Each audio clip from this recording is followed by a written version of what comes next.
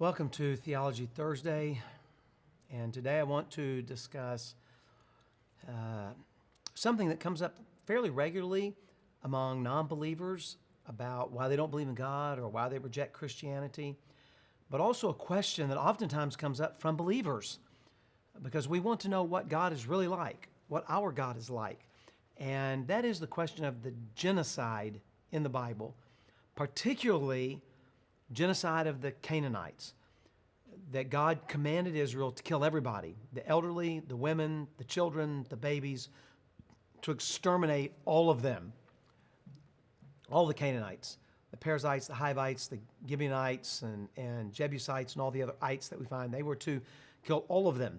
And so a lot of people like, well, how can you believe in a God that commits genocide, that kills babies? How can you, or Christians like, I've been reading through the Bible, and I've come to the book of Joshua, and man, I've got some real questions, or they've read some of the commands they're found earlier that God gives to them. When you come into the land, this is what you're supposed to do. So I want to discuss this issue of the genocide of the Canaanites and see if I can help bring some biblical clarity. So let's start off with a definition of genocide. According to Webster's dictionary, it is the deliberate and systematic destruction of a racial, political, or cultural group. So let's read it again. It's deliberate and systematic destruction of a racial, political, or cultural group. So maybe we want to eliminate all the Jews, which is what the Nazis wanted to do. So that's a racial group. Or maybe we want to eliminate all of the Jehovah's Witnesses. That would be a racial kind of thing. Islam wants to erase every other religion in the world so that only Islam remains. And so that would be a form of genocide. Or perhaps it is something that is cultural. We want to get rid of everybody who does X or whatever it is. Those are the definitions of genocide. There's a further kind of explanation or a lengthier discussion, and that is by the United Nations. And in the present convention, genocide means any of the following acts committed with intent to destroy in whole or in part a national, ethnical, racial, or religious group as such, killing them, causing bodily or mental harm, deliberately inflicting on the group conditions of life calculated to bring its destruction. That'd be some kind of imprisonment, slavery, putting them into ghettos, which is what the Nazis did to the Jews. Imposing measures intended to prevent births within the group. That'd be sterilization. Or forcibly transferring the children to another group. And by the way, you can just look that up online, UN definition of genocide. Now, here's the problem with both of those. Both of those use a modern definition of genocide. That's not a problem, that's fine. But you can't take a modern definition of genocide and then try to import it onto the Bible. It's just not fair. It's like talking about technology in the Bible. So, well, why didn't they just use a cell phone? Well, they didn't have them. And so we have to be very careful about taking a modern definition and then trying to read the Bible in light of that definition. And so we need to let the Bible stand and speak for itself in its historical and cultural and religious context, rather than just trying to impose our own sort of understanding. So let's ask a couple of questions. Number one, what did God actually command? Okay, that's important. Number two, what are some possible ways of understanding the commands? And then number three, a little bit of clarification on, again, some definitions and understanding about the past versus where we are in the present. So what did God command? Well, let's look. In Exodus 22, God said, and I'll send hornets before you, which will drive out the Hivites, the Canaanites, the Hittites from before you. I will not drive them out from before you in 1 year, lest the land become desolate and the wild beast multiply against you. So we want to keep the land habitable. Little by little, I will drive them out from before you until you have increased and possessed the land. So we're told to drive them out. Exodus 33:2. I will send an angel before you, and I will drive out the Canaanites, the Amorites, the Hittites, the Perizzites, the Hivites, and the Jebusites. Exodus 34:11-16. I read this one's a little bit longer. But observe what I command you this day. Behold, I will drive out before you the Amorites, Canaanites, Hittites, Perizzites, Hivites, Jebusites. Take care lest you make a covenant with the inhabitants of the land to which you go, lest it become a snare in your midst. You will tear down their altars and break their pillars and cut down their asherim. That's the female deity. Baal's the male. For you will worship no other God, for the Lord, whose name is jealous, is a jealous God. Lest you make a covenant with the inhabitants of the land, and when they whore after their gods and sacrifice their gods, and you are invited, you eat of his sacrifice, and you take of their daughters for your sons, and their daughters whore after their gods, and make your sons whore after their gods. Okay? So we find 3 passages that are commandments about what to do, all of which say drive out. 2, God says, I'll drive them out before you little by little, and then you'll slowly possess the land. And then he says, I'm going to drive them out, and you're not supposed to make a covenant with them. Well, if they're all gone, there's no one left to make a covenant with. So those are the commands. Now, just so you'll know, these aren't the only places. Check this out. If you want to pause the video or take a screenshot or write all these down, in all of these locations, they are told to drive them out. Drive them out. Okay? So, again, you can pause the video or whatever if you want, but there they are. So, over and over and over again, we're told to drive them out, and some of those references in Joshua are actually told they didn't drive them out, or they drove them out of this city or whatever. So we have all these commands to drive them out. So where in the world do we get the idea that they were supposed to kill everyone? Well, I'm glad you asked, because we do find it actually in the book of Deuteronomy, chapter 7. And this is what we read. When the Lord your God brings you into the land that you're entering to take possession of it, and clears away many nations before you, the Hittites, the Girgashites, they're the ones that lived on the east side of the Jordan River, the Amorites, the Canaanites, Perizzites, Hivites, Jebusites. 7 nations more numerous and mightier than you. And when the Lord your God gives them over to you, you shall defeat them.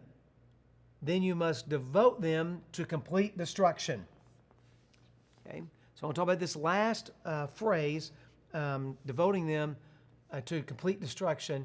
And then we get, again, this statement here about you'll make no covenant with them, show no mercy to them, you will not intermarry with them, give your daughters your sons, their daughters for your sons, so that what we've seen before, because they will turn you away from following me to serve other gods.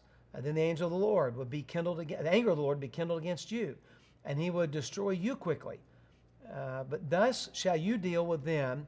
You will break down their altars and dash in pieces their pillars, and chop down their asherim and burn their carved images with the fire. Okay. All right, so we see it again. No religious intermingling. Cut down their altars, burn their asherim. Don't allow intermarriage with the Canaanites. It's not racially motivated. It's religiously motivated.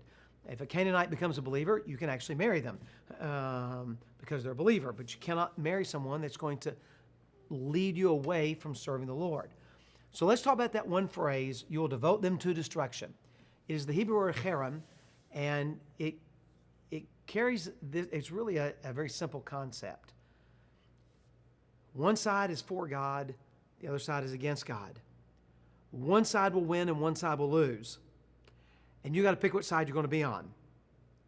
So if you are for God, this word actually is translated totally committed, totally devoted to God. On the other hand, if you're opposed to God, you're to be totally destroyed. That's represented by the altars and their religious practice that they're doing. Okay? So there's not a specific command to kill them all. There are a few places where they're told kill everybody, like at Jericho, but they're never told anywhere to kill everybody in the land. Genocide's never commanded at all.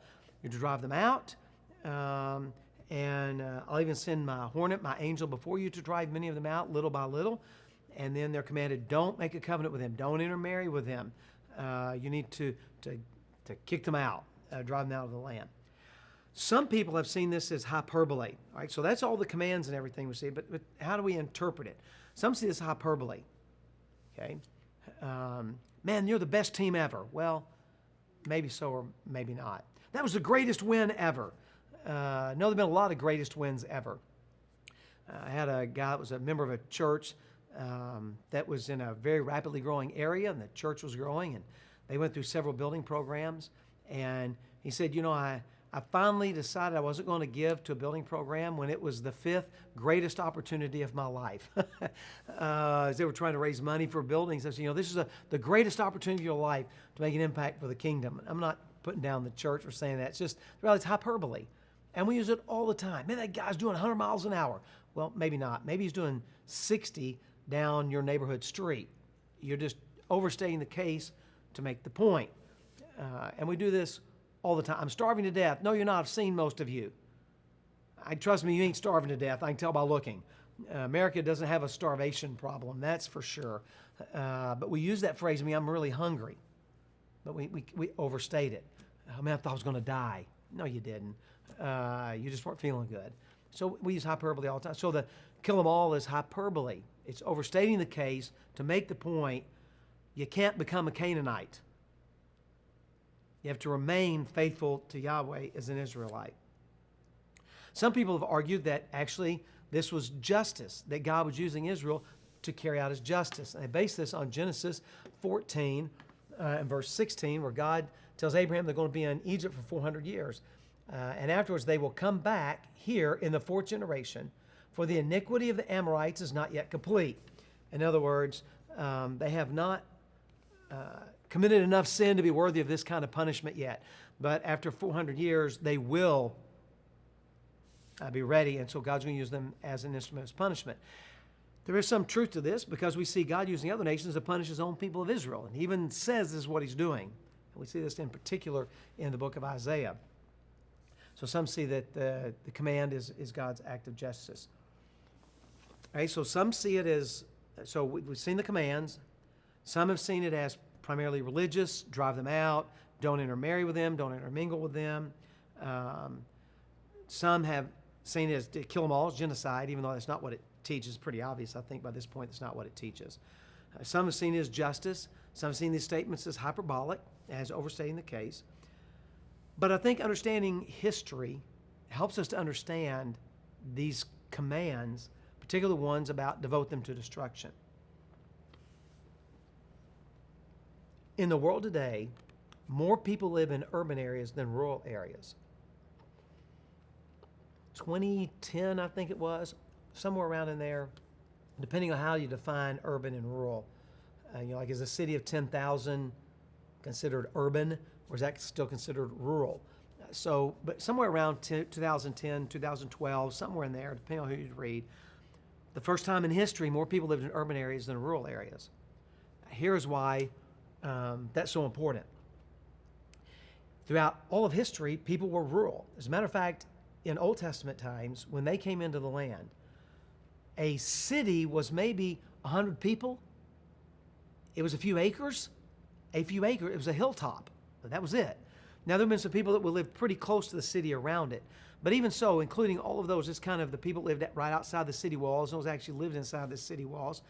Maybe 300 or 400 people. They weren't big. They weren't what we think of as cities. Somewhere between 95 and 98% of the population of the land were rural. They were just local farmers. They had their farmland. They lived on the family farm. So when they're told, destroy everybody in the city of Jericho, we're talking about a minimal number of people. And who was it that lived in the cities? The political leaders, that would make sense. The religious leaders, because oftentimes that's where there was a temple. So you have your religious leaders. And that was like on the top part of the city. Then a lot of times there was a little lower area of the city. And that's where your artisans live. So that's where the pottery people would be. Or maybe that's where you could go and buy cloth if you didn't have time to make your own. Or cloth that maybe came from some other animal that you didn't raise. Or maybe it's been dyed and you have somebody that would dye the material. So you have people like that. This is where your leather worker would be. And this is where you would go to have a blacksmith, and they would make you farm implements or things. And this would be where people would sell maybe kitchenware or something that had been imported from somewhere else by these trade caravans coming through. So those people would be there. And so you had really the people with all the influence in the land, the religious leaders, the government leaders, and then the economic leaders. Those are the people that control the country. So if you eliminate them, then it's going to be much easier to drive out the other people and occupy their land. And so we're really talking about taking out the leaders. And so only a few hundred people would have been killed with the taking of the land. And if you read the book of Joshua, you discover they take the cities.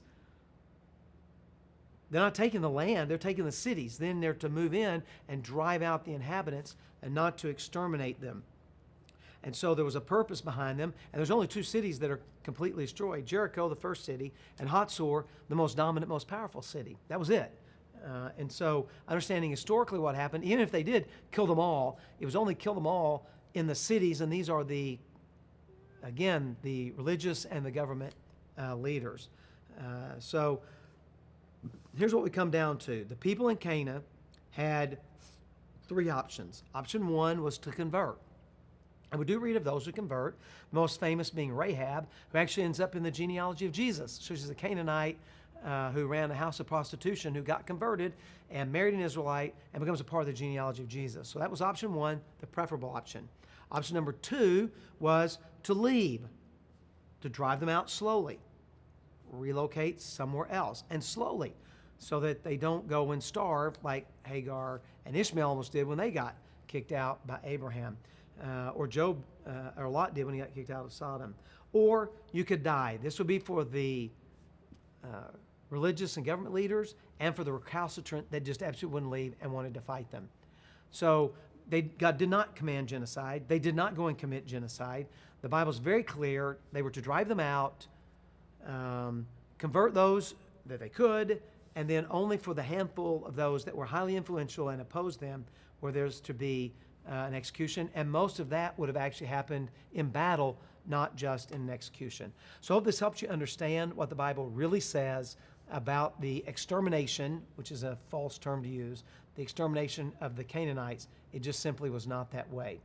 So it's always good to actually read the Bible. Most people that say the Bible teaches genocide have never actually read it and know what it actually says. So I hope this helps you. God bless you and have a great day.